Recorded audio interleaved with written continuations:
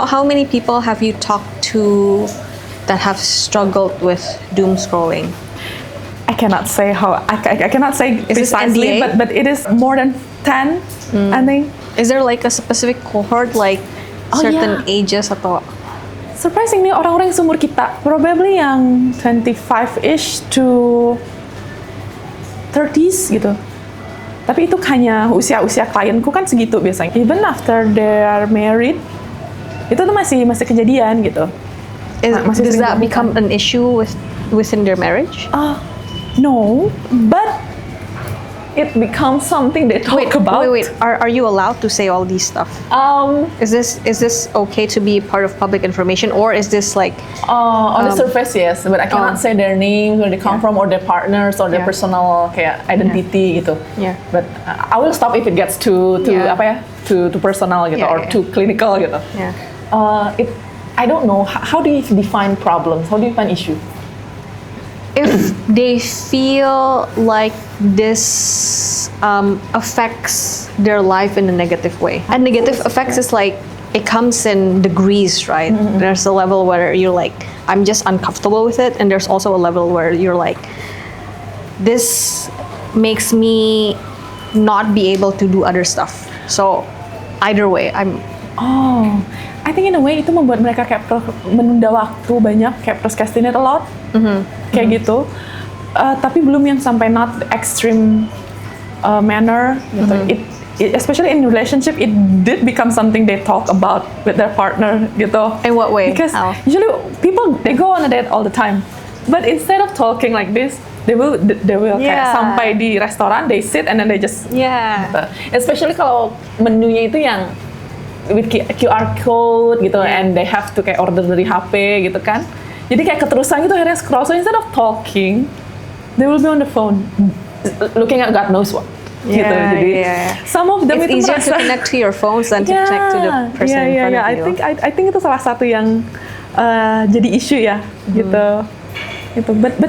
Tapi dari yang aku dengar belum sampai yang kayak parah gitu, bikin mereka jadi procrastinate gitu.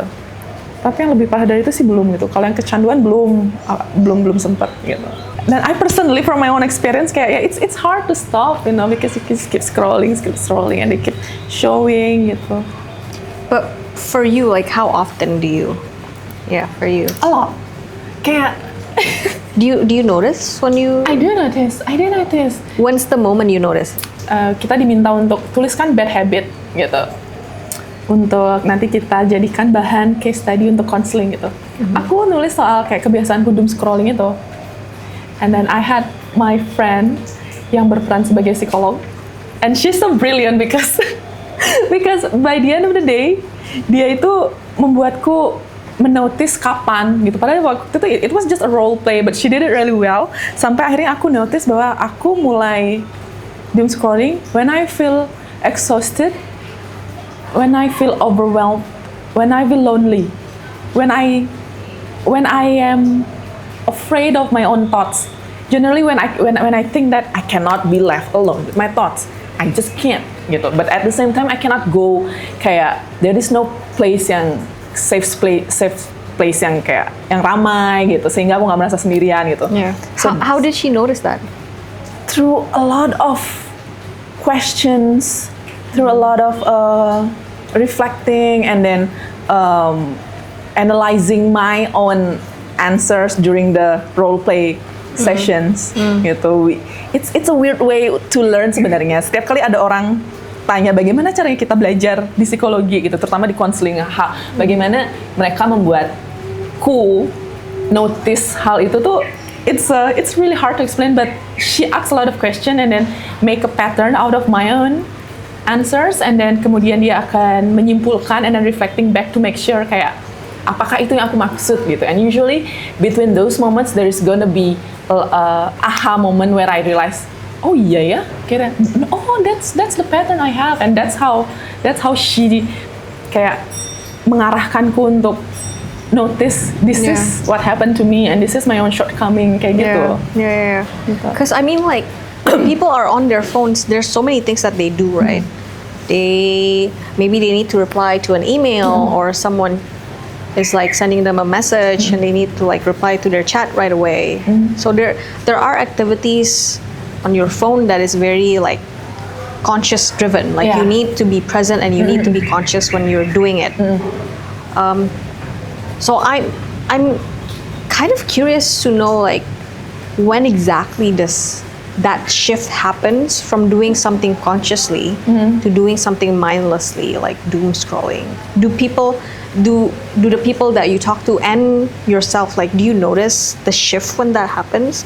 I notice the shifts in my client, but I cannot talk about it. Yeah. But I can talk about the shifts yang dalam diriku adalah ketika aku berusaha reply emails or submitting an assignment, akan ada flow kayak, oh aku sadar nih yang harus aku lakukan adalah A, B, C gitu. Tapi itu akan aku notice titik A, titik B, titik C. Tapi ketika mulai doom scrolling itu adalah, itu tuh ketika kepalanya itu kayak, you stop thinking and you just kayak accept whatever you see in your, kayak in front of you gitu. Yeah.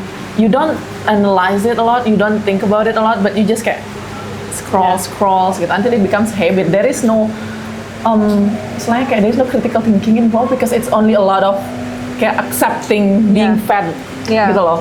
Itu bedanya. That's why they call it a feed. Iya kan? Because you're being fed. That's smart wordplay. Usually in the morning gitu kayak when I turn off my alarm itu kayak my hand tuh kayak reflex aja kayak open something. And then kalau aku sadar aku immediately stop and then just put it back gitu. And then sekalian aja bangun gitu so aku nggak megang HP lagi gitu, do something kayak gitu. Do you know what you're looking for? I don't, but I feel like kayak it becomes a habit. Jadi kayak kalau mau it becomes a habit and then it becomes a part of my routine and then when I don't do that itu kayak sebentar. There's something missing. Gitu. Yeah.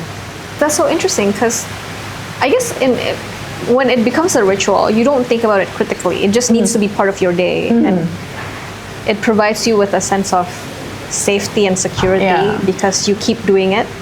So it provides like a kind of rhythm to your day in a way.